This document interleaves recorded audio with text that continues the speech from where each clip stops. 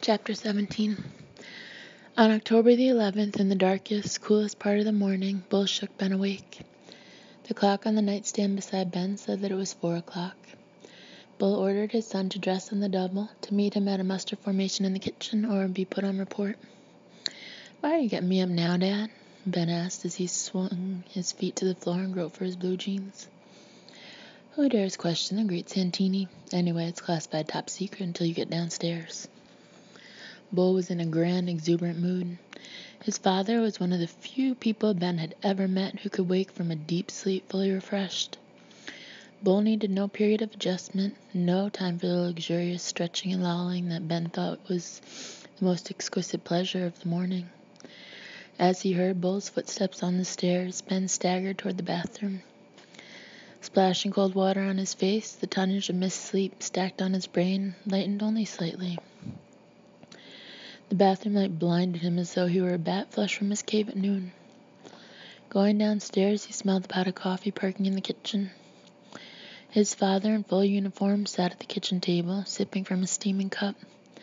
On the table was a large gift-wrapped package. "Happy birthday, boy," Bull said, averting his eyes from Ben's. "Hey, thanks, Dad," Ben said, rushing for the package. "Of course, I can't believe you woke me up at 4 a.m. to give me the present." "This is just the beginning of the morning. The head honcho has some big plans for your birthday. But I wanted you and me to be alone when you open this present." "What is it?" Ben asked, lifting the package and measuring its satisfying heaviness. "It's a training bra," Bull said, grinning into his coffee. "Open it, boy. I've been saving this for your 18th birthday for a long time." Ben ripped the paper off the package, then lifted the cover off the box. Inside, Ben stared at an old leather flight jacket with a warm full collar and the patch of the Red Cobra Squadron on the sleeve. He removed the flight jacket and held it up for a moment, the odor of leather mingling with the coffee smells. "What do I do with it, Dad?" "Put it on. It's yours." "That was my first flight jacket, the one I wore when I flew in WW2 with the Cobras," Bull said as Ben slipped the jacket on. "It's really nice." "They don't make them like that anymore. That's part of the old Corps. That jacket shows me a lot of class." "This is a wonderful gift, Dad. Thanks a lot," Ben said, looking at his father, feeling somehow transfigured and invulnerable as he zipped up the jacket that was much too large for him. "Just remember that there are some Marines who will cut your balls off if they saw you wearing this around town. It's not a damn letter jacket. I don't want you to wear it to school or anything. This is something between us. You can wear it around the house or at night." "I'll be careful." "Good soldier. Christ, Ben, you're 18. I was just sitting here thinking about when you were born. I was on a hop when you were born. All I heard when I landed was that your mother was in the hospital. I went crazy. I hit 100 miles an hour getting to that hospital. 3 MP trucks were chasing me as I ran through the front door and up the 3 flights of stairs to the maternity ward. Then, all of a sudden, there was this weird, skinny Navy doctor telling me I had a fine, healthy son, and I was nearly thrown out of that hospital. I was whooping so loud. I ran down to that window as fast as I could go, knocking nurses out of the way, running over small children, and crashing into patients on their way to the operating room. I'll never forget you screaming your head off while I tapped at the window and bragged to everyone who passed by that the toughest little fighter pilot in the world had been born. Then I ran to see your mother, expecting her to look like horseshit from hell after punching you out of her system. Well, she was sitting up in that hospital bed looking prettier than I'd ever seen her. Your mother's the only woman in the world that looks like $1 million 10 hours after she's delivered a child. That was 18 years ago. 18 years ago today. I was 23 then, just 5 years older than you are right now," he said, studying Ben with a new interest. "I've got to register for the draft within 10 days, Ben said, adjusting the fur collar. "I'll get off early from the squadron one day next week and take you, but I got something big planned for this morning," Bull said, looking down at his watch. "Let me pour you a cup of coffee, then we have to hit the road. What are you taking yours?" "Mama doesn't let me drink coffee." "Aye, Mama, you'll take it black," Bull said, pouring out a cup. "You won't like the taste at first, but you'll get used to it fast. I've never trusted a man who put cream or sugar in his coffee, just like I never really trusted a man who put Coca-Cola in his bourbon." "You can drink this in the car," Bull said, handing it to Ben. "Where are we going?" "Are you a detective?" Bull answered. Then, remembering it was his son's birthday, he said, "This is all part of the surprise I have in store for you. So let's double time out to the car. I told Sergeant Hicks we'd be outside of B Barracks at 0500 hours."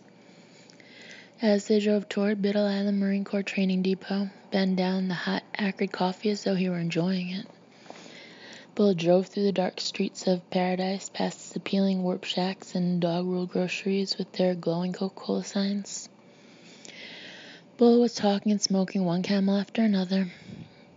It was during these night rides with his father that the feeling of what it was like to be an adult often possessed Ben. A swift prescience with the strength of adrenaline flowed through him and heralded a day when he would speak to Bull Meacham man-to-man, as a friend and equal. Only at brief moments had Bull given his sons glimpses of what it might be like to be accepted in that fraternity of men that Bull felt comfortable around. Now, sitting behind the headlights, Bull speaking easily and unself-consciously, Ben, in a sudden blaze of perception, realized that Bull had forgotten, at least for the moment, that he was addressing his son. "I've known Sarge Hicks since Korea. If you want to see Marine's Marine, then this guy's the one, Ben. He's a small little turd, and he's built like a fire plug, low, squat, and he's got the face of a man who likes to hit cripples. He looks like he should have a job killing snakes. I called him the other day and asked him when he was getting in a new bunch of recruits. It happened to fall on your birthday. So I asked him if I could bring you out to see him whip his boys into shape. I told him he could trust you not to say anything to anybody about what you see. These boys you'll see this morning have been here a couple days already. They got haircuts and uniforms, but this will be the first day they'll really know what it's like to be in the Corps. He can eat recruits from what I've heard. I asked him if he still broke recruits in like he did in 58. He told me he'd think about it. That's Hicksy's way of saying okay. We just can't go mouthing off about what we see here this morning. It's classified. Roger?" "Roger," Ben answered. The car moved through the darkness at a rapid speed, turned left at the Sanctified Church of the Crucified Jesus, and took the Biddle Creek Road, which followed the river toward the training depot. Ben grew aware of the flight jacket again. The gift had substantiality and an indefinable quality of endurance. The leather flight jacket was an anachronism in 1962. It had been replaced by a nylon, lightweight flight jacket that was bled of glamour or romance. The leather jacket belonged to the days of the Corsair, when men dueled in the skies for possession of Pacific atolls and for airspace above the gray, endangered fleets. But many pilots kept the leather jackets, not only for the sake of tradition, but for a more aesthetic reason. The leather jacket looked better than the nylon pretender and made the pilot who wore it look better. Pilots who gathered together wearing the same old style flight jacket looked like a well-bred motorcycle gang. Ben folded his arms and felt the crack-lined leather between his fingers. The jacket felt good all over. He could not have felt more changed if he had put on the silks of Father Pinckney, prayed over a piece of unleavened bread, and felt it quiver with the life and light of God. The jacket he wore was a part of his father's history, a fragment of Bull's biography that occurred before Ben's birth. Ben put his nose into the leather sleeve and breathed in rich memories of his own life. He could remember burrowing his head into his father's jacket when he was a child, in the days when he was allowed to hug and caress his father, in the days before his father declared it inappropriate. The sons of Marines all come to a day when their fathers moved away from their embrace. The men of the flight jacket, the strong fathers, Ben could see them all, coming through the door of his home, his scores of homes, the men who played such a large role in his life. He could see them in their leather flight jackets, their dark mantles, having just come down from doing things that smaller, punier men could never do, doing things that only gods could do. All during his growing up, boys would brag to Ben about their fathers. "My father works for the second largest real estate company in eastern North Carolina," or "My father is the most important lawyer in this town." And Ben would only smile and tell him with the maddening condescension of a child who knows he has won a contest that his father and all his father's best friends could fly faster than any birds, set an army on fire, or reduce a city of 1 million people to dust and memory. And it was dust and memory that had Ben now as they rode past the gate at the entryway of Biddle Island Training Depot, the guards saluting them in the sudden light of the sentry box. His form revealed in surreal and unclear lines as they pushed down the main road, that turned into a causeway crossing a vast marsh. The marsh stretched for miles on either side of the road with an ominous symmetry. A man escaping from Biddle Island would do better to try his luck with the river, the tides, and the sharks than to test the quiet, susurrant heart of the marsh. Though the marsh had a look of lush maternity, Toomer had taught Ben that the marsh was a monster. The tall grasses were green razors that could section a man's flesh into an infinite number of fine, almost invisible slices. The oyster beds that lay hidden in the marsh could cut like axes, but worst of all, a man could get lost in the marsh, lose all sense of direction, and wander aimlessly in circles, being sucked in by the mud and maddened by the sameness of the earth. No matter which way he turned. Ben wondered how many young boys from New England or the Midwest had escaped from their barracks in a fever of desperation and tried to cross the marsh on foot, or how many had come to the river's edge, seen the lights of Ravenel blinking across the river, and had begun the long swim, until too late they realized that no swimmer could fight the power of the moon, this recall of water by oceans, and had let the water take them toward the black, roiled whitecaps along the lips of Prince Ashley Island, where they died soundlessly, far from the eyes of drill instructors, safe from the mayhem of barracks. He did not know. He felt the jacket again and knew that he wore a part of his father. They parked in the shadows beneath a live oak directly in front of B Barracks. Beside them, a parade ground stretched for 2 miles until it stopped at a cluster of buildings that Ben could barely identify as the PX and commissary. Bull extinguished his lights, lit a cigarette, passed it to Ben, lit one for himself, and began to smoke in silence. "I don't smoke, Dad," Ben said. "Shh, not so loud. We aren't even supposed to be here, sports fans. Go ahead and try it. You've probably been sneaking smokes on your mother for years." "No, I really haven't. I thought you'd kill me if you ever caught me smoking." "That's affirmative," Bull said, grinning at his son, who fingered the cigarette without a trace of expertise. "I'd have had to ruin your whole day. Take a few heavy drags. Wait a minute, put it out. Here comes Hicks and the boys." Shouts and obscenities poured out of the windows of B Barracks, a 2-story, shingled building that had the unmistakable appearance of military architecture, circa 1945. More shouts and more curses cut out the windows and traveled across the parade ground, dying out somewhere across the dark pavement. "That sounds like our house when you get home," Ben said. "Quiet," Bull growled, but he broke into a half-suppressed giggle. By now, frantic shadows were running out the front door of B Barracks. A voice of overbred brutality roared from an invisible source within the building. "That's Hicks," Bull whispered. "He's one of the last of the great cannibals. They've cracked down so hard on the DIs in the past couple of years that it's like they're running Aunt Fanny's finishing school for young girls." The drumming of feet down wooden stairs continued unbroken as recruits with their shaved heads, vulnerable necks, combat boots, fatigue hats and pants, and new white military-issue T-shirts spilled out into the night and lined up without skill or finesse at the edge of the parade ground not 15 yards away from the Meacham car. A drill instructor appeared in the doorway, his distinctive, somewhat ludicrous hat pulled low over his eyes. He was carrying a swagger stick and had a revolver strapped to his hip. The man wore malevolence and formidability as though they were part of the uniform of the day. There was something so incarnately evil in the man's expression that Ben looked toward his father for assurance that they were indeed supposed to be there. Sergeant Hicks seemed to be laid out in squares as though he were constructed out of cinder blocks. There was a hardness to his body that made his uniform appear to be a little more than a paint job. He walked as if each step he took was driving a hated enemy toward a precipice. In the car, Ben removed his flight jacket and folded it on the seat beside him. "Can you hear me, turds?" Sergeant Hicks said in a malefic whisper that seemed to hiss out of his bowels. "Yes, Sergeant," the recruit screamed as one. "That's good, turds, 'cause I want you to hear me real good this morning." "There he is," Bull whispered to Ben in the car, and pointed toward someone in the platoon of rigid, faceless men. "Who?" Ben asked. "Sergeant Blakely," Bull answered. "Who's Blakely?" "Another DI. Look in the 4th row, 3rd one back. You can't see his face very good, but I saw him waving at us." "What's he doing there?" You'll see. Why's he dressed like a recruit? Just watch and quit your yapping. The voice of Sergeant Hicks silenced Ben instantly as the DI screamed, "Look at me, turds! Look at me because I want you to stare at me when I talk to you this morning. Now, it makes me sick to my stomach that shit-eating maggots like you can pollute an elite group of fighting men like the United States Marine Corps. So, I look upon it as my sacred duty to run as many of you fart blossoms out of the Marine Corps as I can.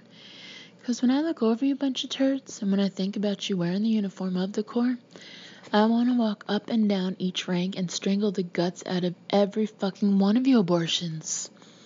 Hicks paused to catch his breath and walked up to a small, rotund recruit who stood in the front of the second squad. "What do you think the sergeant had for dinner last night, fat maggot?" "The recruit doesn't know, Sergeant," the boy answered.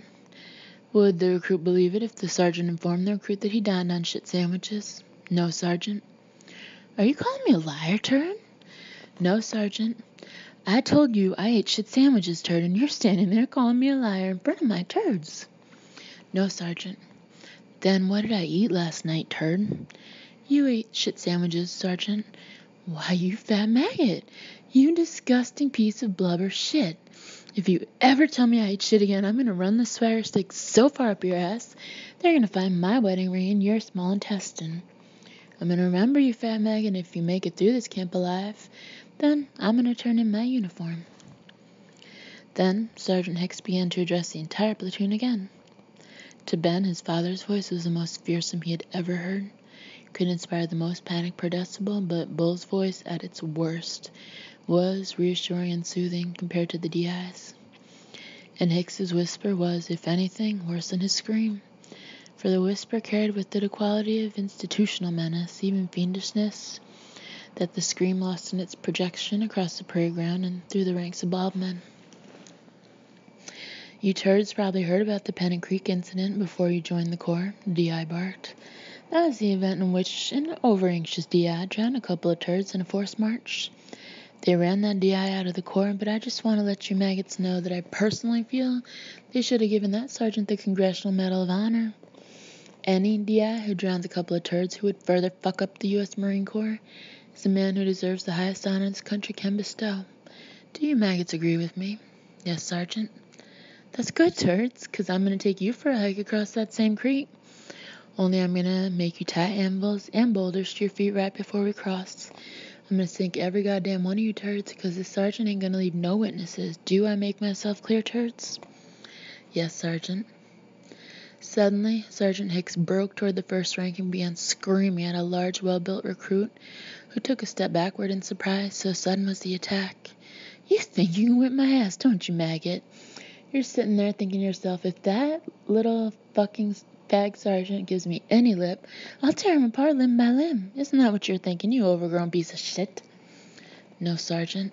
Don't lie to me, you brainless sack of Kotex. You told your bunkmate last night that I was the biggest asshole you've ever seen. Isn't that right, turd?" "No, Sergeant." "You don't think I'm an asshole, turd?"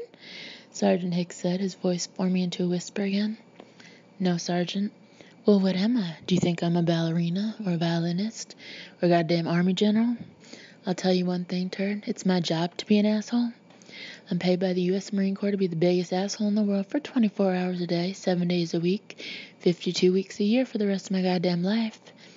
Now, turd, I want you to tell me, and the rest of these maggots, what the sergeant is." "The sergeant is an asshole," the boy said, his voice breaking on the final word.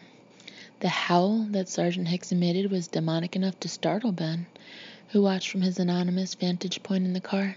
"You scum-sucking son of pig shit. If you ever call me an asshole again, I'll make sure they send you home to your maggot mother in no fewer than 100 boxes. You and Fat Maggot are going to be my special project these next couple of weeks. I'm going to be out." Someone in the platoon coughed loudly.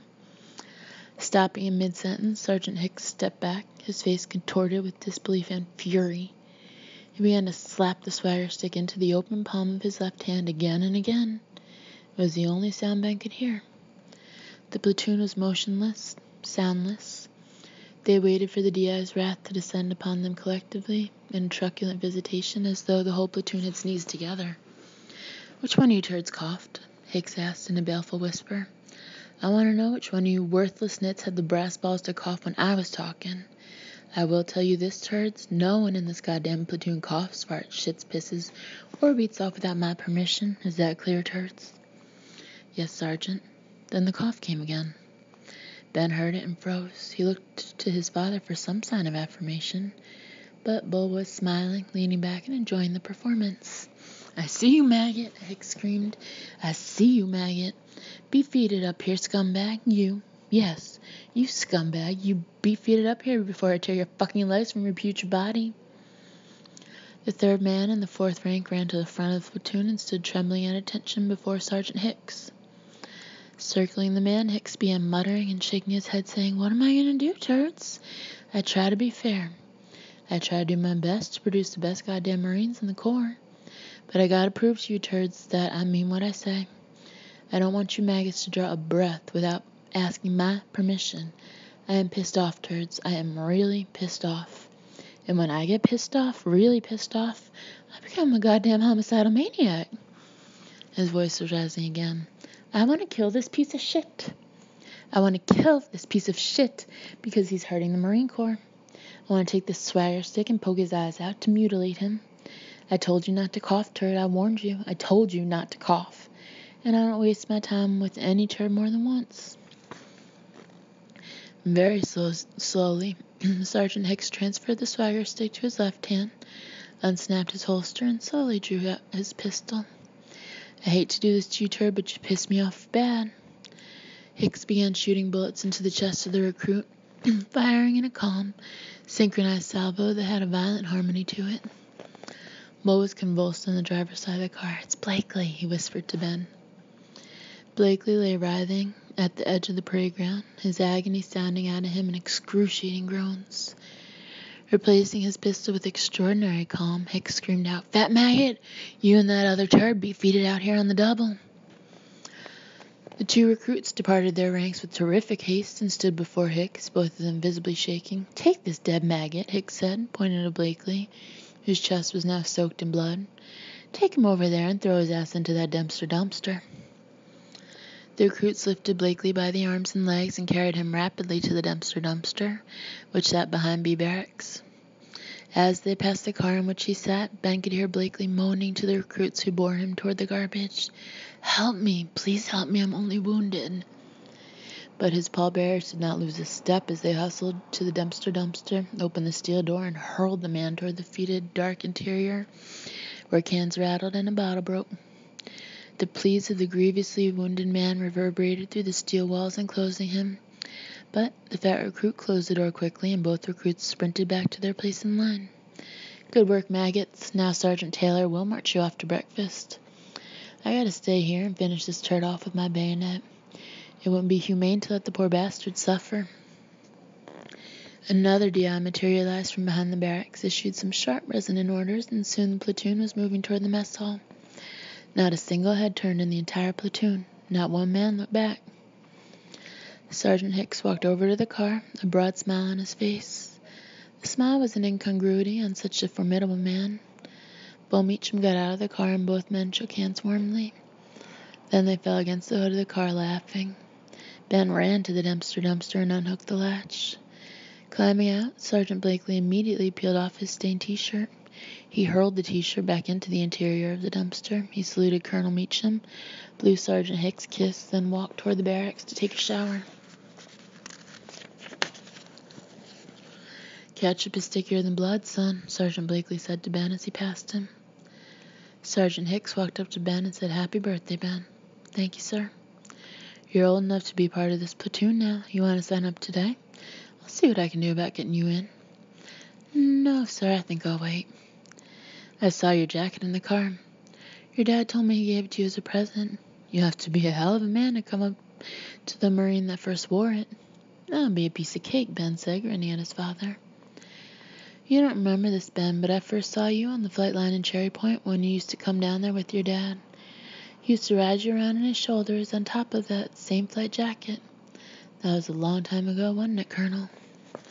Doesn't seem like that long ago. You still got that same ugly puss that was scared God, Hicksy.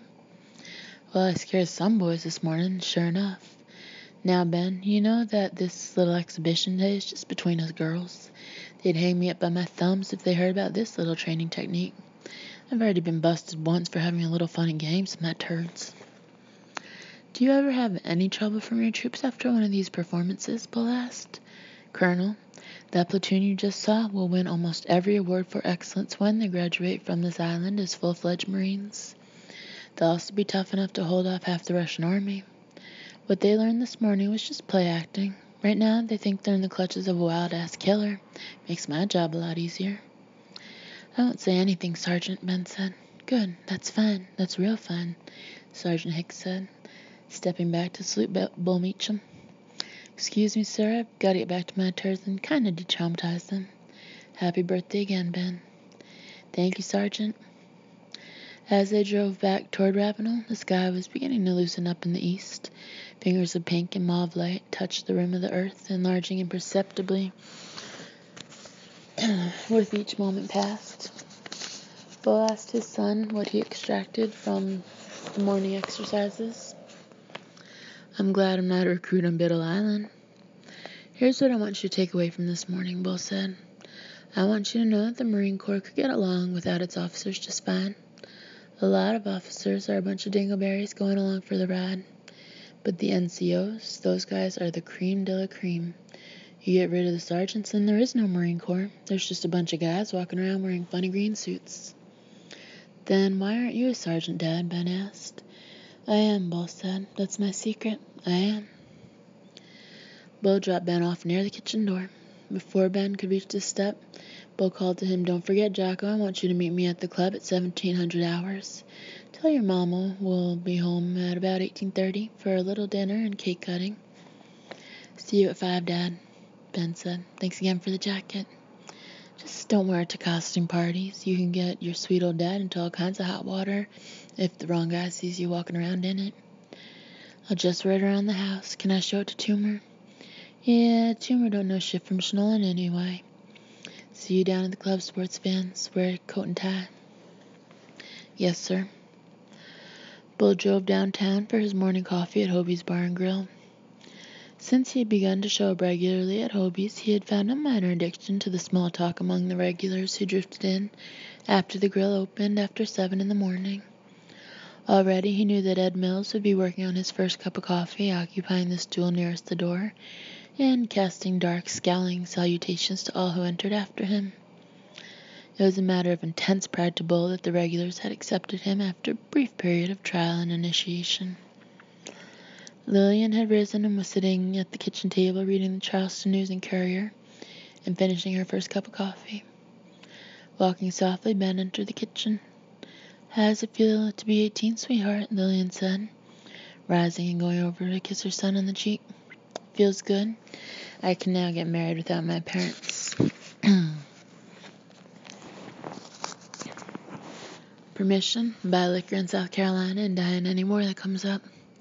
Dad told me this morning that he thought I'd win some air medals in either Cuba, the Middle East, or Southeast Asia. I was just 19 when you were born. I was 18 when I married your father. I hope you were 18 when you married him. Hush, sugar. It's hard to believe, Mama, that you were my age almost exactly when you married Dad. I can't imagine myself married right now. I guess you had to date a little bit before you decided to get married. I was a child when I got married, Lillian said, returning to her coffee. My mother should have known better, but she grew up in a generation where girls married the first men who could provide real security. You know, of course, that some of the boys who proposed to me in Atlanta are some of the richest, most prominent men in the South right now. But the war was going on and the future was so uncertain. Then your father showed up, the handsomest thing you've ever seen in your life in that uniform of his. And all those medals. He was also the most charming talker I'd ever run across. I'd always thought that Southern boys could out-talk any race of living creatures until I met your father. Mother was a little worried about him being Yankee, and she almost died when she found out he was Catholic, but he charmed her faster than he had me. Your daddy's tongue was all honey and cotton candy when he went courting. If I hadn't married Bull, I think Mother would have disowned me. Your father can still do no wrong in your grandmother's eyes. When I complain about bulls, she tells me that I don't know what a mean man is, and to thank my lucky stars, I don't have to live with one. Dad puts on the biggest act I've ever seen around Mama, Ben said. Your father is one of the great actors of the world, Ben, but he is a child actor and his role hasn't changed or developed since I've known him. I sometimes wonder what would have happened to your father if he had left the Marine Corps and become an insurance salesman or used car dealer. I wonder what that would have done to his self-image. I see the need for a fighter pilot to maintain an enormous ego because without it his life might be endangered. I don't believe that, Mama, Ben said with some seriousness. It's true, Ben. Every time your father goes up in a plane, there's a chance he won't come back. There's a chance that something will go wrong with the plane or some horrible accident will occur. I think your father brags and struts and pretends he's the greatest pilot in the world because he's covering up something. He's covering up his fear. Ben walked to the stove and poured himself a cup of coffee. What do you think you're doing, mister? His mother asked. You're not old enough to drink coffee. Dad let me drink some this morning, Ben answered. I drink it black. If you want to drink it when you get away from my house, then drink it, but in my house you won't touch it. The caffeine's bad for you. The reason I don't believe that fighter pilot stuff, Mom, Ben said, pouring the coffee back into the pot, is that I remember Major Finch. You barely even knew Lamar. He was the prince of a man. I went to school with his son, and I used to play pickup basketball games with Marines who worked on his plane. Do you know what was different about him? There was a lot different about Lamar Finch. I heard over and over again that he was the best pilot in the Marine Corps, and he never said a single word to anybody. He was quiet and polite and just a nice guy. Billy Lamar told me that his father didn't drink, cuss, smoke, or brag, or anything. That's what everybody said. But the story I loved the best was that Major Finch whipped Dad's fanny when they hassled together on maneuvers. So if Major Finch didn't have to drink and brag and kick his kids around, why do Dad and some of his other Marine buddies have to? Major Finch was the exception. He was not seduced by the myth of the Marine Corps. What do you mean, Ben asked. Your father has taken the whole mythology of the Corps, or what he interprets as the mythology, and entwined it with his own personality. Sometimes your father acts like a living, breathing recruitment poster. I don't know if he was like that when I married him, because I don't really know what I was like when I married him. I just think the ego is bloated into something monstrous when a man decides to make the Marine Corps a career. Had your father become something in the civilian world, our lives would have been very different. Major Finch didn't need the Marine Corps. He had the quiet confidence of a man who believes in himself and who doesn't need a structure to reinforce that belief. No, with Dad it didn't make any difference, Mama, Ben said. He could be an insurance salesman and still be the same type of guy.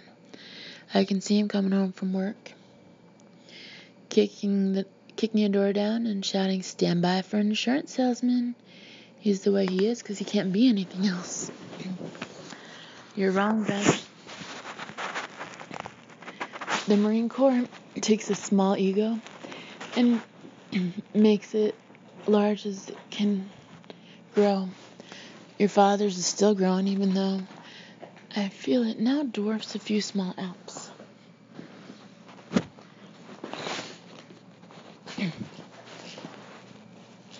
Well, old Ben will be out of it next year. Have you been thinking about college? Sure, I'm now headed down to Harvard and Yale. Don't be ridiculous. Seriously, I'd like to go to Chapel Hill.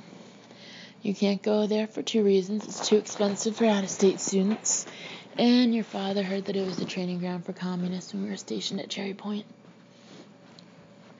Dad thinks every college is a training ground for communists. He heard this from an impeccable source. General Whitehead. His son went there for a year until the communists drove him out. He flunked out, Mom, and you know that as well as I do, that General Whitehead is an idiot. Dad thinks he's an idiot, too. Anyway, it's too expensive. Well, where can I go, Mom? Well, if you don't want a scholarship for basketball, you can try to get an appointment to the academy. No. Well, it was just a thought. I think your grades have slipped too much for that anyway. I made good grades in English and history, Ben said. You only study things that come easy to you. There's nothing character building in doing something where there's no struggle. If you made A's in math and science, the subjects you detest, I would be certain that you were made of something tough and indestructible and that you would go far in life. I've taught you to love literature and love language, but I often think I made a mistake by emphasizing it too much. A man needs to know math and science if he's going to be a pilot. Who said anything about being a pilot, Mom? You don't need to say anything about it, Ben. You grew up around it. The only men you really know are pilots. I don't think you'll make the Marine Corps a career, but I think a couple of years will do you some good. Ben lifted his left shoe up on his chair and began unlacing it. Sometimes I think you hate the Marine Corps, Mom. Then other times I think you love it. Which is it? What do you want for your breakfast? I'll make you anything you want on your birthday. Which is it? The Marine Corps has been good to us. It has provided security for us all. We've never been hungry, and we've always had a nice roof over our heads. I have no quarrel with the Marine Corps. I do sometimes have a quarrel with what I think it's done to your father. Fix me some fried eggs over light, bacon, toast, and honey, and some yellow grits. Coming up, Lillian said, lighting the stove. Marianne walked into the kitchen wearing her green bathrobe and slippers. On her face was a heavy residue of Clearasil, left over from the bedtime toileting of the night before. Her hair was in pin curls. She walks in, beauty, like the night, Ben quoted. Happy birthday, golden boy, she said. 18, that's old. That's real old. You're going to be dead before you know it. What a terrible thing to say, Lillian said, while frying bacon. If you don't care about Ben's feelings, how do you think that makes me feel?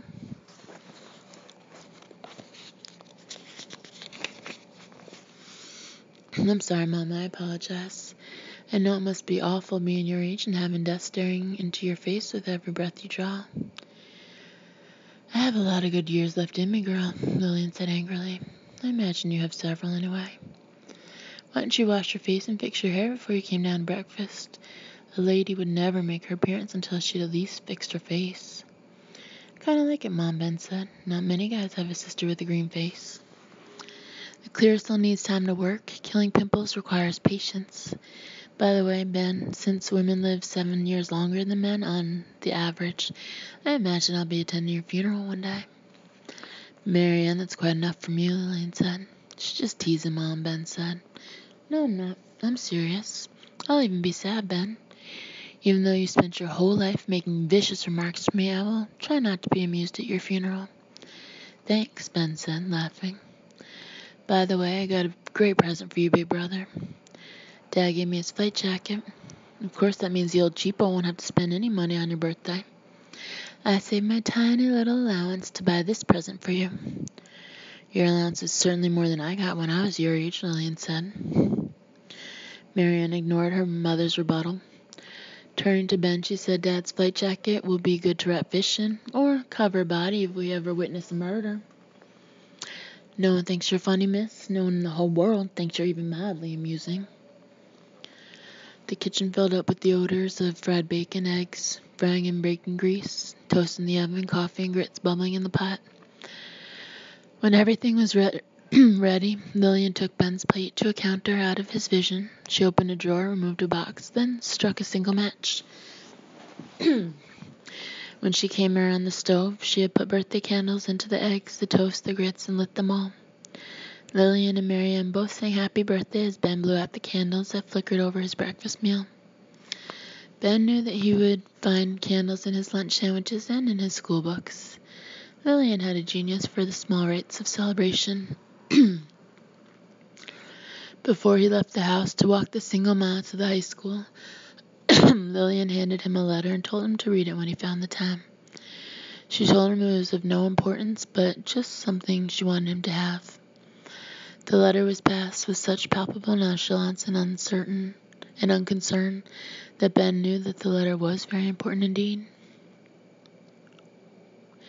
In his second period French class, he opened the letter and placed it inside his book. He read the letter as another student in the class did irreparable damage to the French language and a short story by de Maupassant. The letter was not long, but Ben felt tears coming as soon as he began to read it. My dear son, my dear Ben, my dear friend who becomes a man today, I want to tell you something. The letter began. You are my eldest child, the child I've known the longest, the child I've held the longest. I wanted to write you a letter about being a man and what it means to be a man in the fullest sense. I wanted to tell you that gentleness is the quality I have admired the most in men. But then I remembered how gentle you were, so I decided to write something else. I want you to always follow your noblest instincts. I want you to be a force for right and good. I want you to always defend the weak as I have taught you to do. I want you to always be brave and know that whatever you do or wherever you go, you walk with my blessings and my love. Keep your faith in God, your humility, and your sense of humor. Decide what you want from life, then let nothing deter you from getting it. I have had many regrets in my life and many sadnesses, but I will never regret the night you were born. I thought I knew about love and the boundaries of love until I raised you these past 18 years.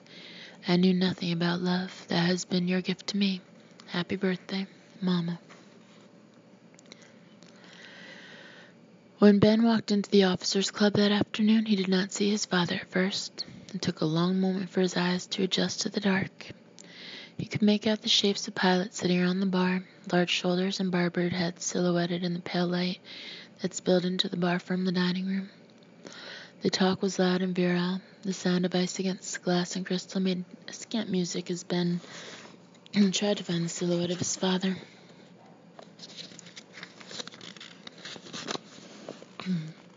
Ben was dressed in a dark blue suit that Lillian had bought at a PX sale for $10 a year before. It had been a little small when she bought it, and now the sleeves were high at Ben's wrists, and too much ankle showed between his cuff and his shoe. His brown hair was combed into a moderately high pompadour and had the slick appearance that came with the overly ambitious application of wild root cream oil. There were white traces on the back of his hair where he had not rubbed in the hair tonic. His face had a quality of inlaid unripeness. He studied the shadows. All of them looked like his father, and none of them did. Gradually his eyes adjusted and faces materialized. In the far corner he saw Bull and Colonel Hedgepath watching him, enjoying his uncertainty, his callousness. Congratulations, godson, Colonel Hedgepath said, rising to shake Ben's hand. Thanks, Colonel. Paige took our present over to your house this morning. Then she and your mother chewed the fat for about 4 hours. She called to tell me dinner would be late, so I decided to come over here and have a quick drink. Damn, it makes me mad that you're 18. Why, Colonel? 'Cause that means I'm 18 older than I was when you were baptized. It means I'm getting old. Sit down, boy, Ben said to Bull. Bull said to Ben, what do you have? I'll have a Coke, Dad, Ben answered. That's not what I mean, Bull said. I didn't bring you over here this afternoon to drink soda pop and eat pretzels. You're 18, and that means you're now old enough to buy a drink. You ever drank before? Just when you gave me sips of your drinks or beer, Ben said. Well, it's my job to see that you learn to drink like a gentleman, Bull said. I better give you a few lessons, Bull, so you'll know something about the subject, Colonel Hedgepath said. Hey, Verge, why don't you go under the table and bite hard on the biggest thing you see? I'm tired of chewing on your big toe, Bull. What do you want to drink, sports fans? Bull said, ignoring Colonel Hedgepath. What would you like to drink? Mom will get mad, Dad, Ben warned. You've probably noticed I'm shaking all over and practically passing out from fear, Bull said. Ben's right, Bull. Lillian is not going to like it at all, said Colonel Hedgepath. Verge, I realize that Paige has got a ring in your nose and a handle on your ass, but some of us Marines are the masters of our households. Our word is law. I'm going to teach my 18-year-old son how to drink. It's almost basketball season, Dad. I'm in training. You just don't have the nads. You got a terminal case of the yellow spine, Bull said. If the boy doesn't want to drink, don't make him drink, Bull. I don't think they serve lemonade, Ben, his father teased. They might have a spare lollipop around. The waiter was passing near the table where the 2 officers and the boy sat. Ben called him over with an inaudible snap of the fingers.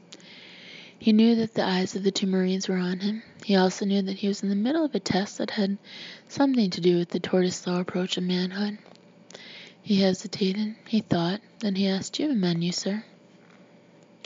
His father and Colonel Hedgepath howled with laughter.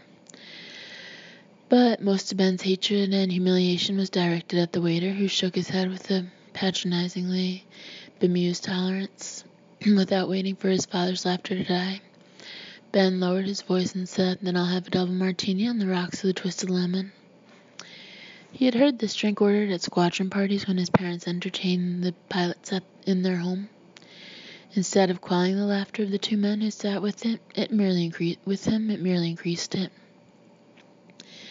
Ben noticed that other Marines were beginning to watch their table as the word of the neophyte drinker spread around the bar. "Do you know what a double martini is, son?" Bull asked. "Of course, it's what I usually have when I sneak out with my friends," Ben said half snappishly. "What's it made of?" Bull asked. "Leave my godson alone," Virgil said to Bull. "It's made out of liquor," Ben said. "That's right," Bull said seriously. "You have done a lot of drinking. I guess I'm just the old Doubting Thomas. For a minute, I didn't think you knew what you were talking about." "It's a real alligator you ordered, godson," Virgil said, winking at Ben. "If you guys think you can handle it, I might let you have a taste," Ben said. "I'm gonna stick here and nurse my glass of root beer," Bull said. The waiter brought the martini to the table. He looked Ben over carefully. Ben fidgeted under the scrutiny. He tried to make his face look old, but had no idea which expression he possessed made him look the oldest. "You got an ID, kid?" "Sure, buddy," Ben said in his toughest voice. "I got an ID." The waiter studied it for a moment, then said, "Is this the 11th? "All day," Ben said. "Happy birthday, kid," the waiter said so the whole room could hear. As he picked up his glass, Marine saw his father rise to his feet and begin to speak to every Marine in the bar. "Gentlemen, please excuse me, but I would like you to join me in a toast to my oldest son, who is 18 today.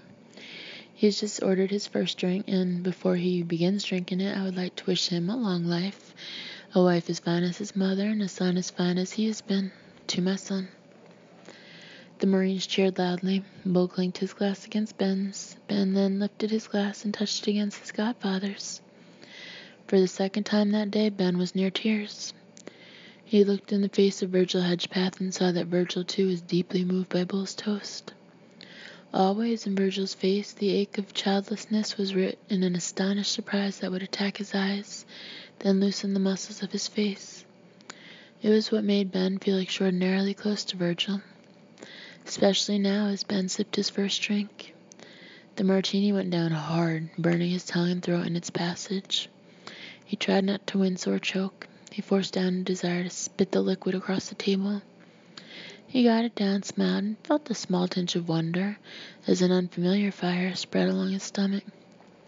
As he readied himself for the next sip, he thought that the flame in his stomach was the secret behind the mystery of why men wasted so much of their lives in these dark, forbidding rooms, and why Lillian Meacham spent so much of her life worrying about Bull's love affair with the old club bars. "How is it, big man?" Bull asked. "I've tasted better," Ben said roughly, "but it's fit to drink." He took another swallow, thinking to himself that every line he had spoken was lifted without due credit from a half-dozen different movies he had seen in his lifetime. The second swallow was easier. The third was still easier. "I'd slow down a bit, Ben. That's a man's drink you ordered." "That's why I ordered it, Virgil," Ben said. "That's Colonel Hedgepath too, mister," Bull said. "I thought with us guys sitting around, Dad, just drinking and talking, we could all relax." "If you call me Bull, we'll be going to Duke City." Ben took a longer drink. "Hey, this is great," he said, looking around the bar. "This is really great." "Bartender," Virgil called, "another drink for my godson."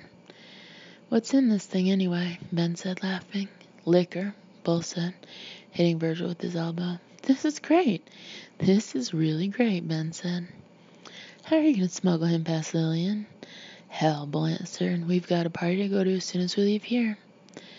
Then I wouldn't touch this next drink, Ben. You already look like you've had enough. Heck, Verge, I don't even have a buzz on, Ben said, giggling loudly. It's Colonel Hedgepath, son. That's to you, Dad, but to me he's just good old Verge. Right, Verge? Ben said, putting his arm around his godfather and hugging his neck. That's right, Ben. Ben and Verge, drinking buddies. Hey, this is great, Dad, Ben said. This is really great. You like it, huh? Bull said. You know what I think, Dad? Ben said, taking another drink of his second martini. No, what? I think it's great. I think it's really great. Just sitting here and drinking with the Marines, I think it's great. I think it's really great. Have another drink, Dad. You too, Verge. This one's on me.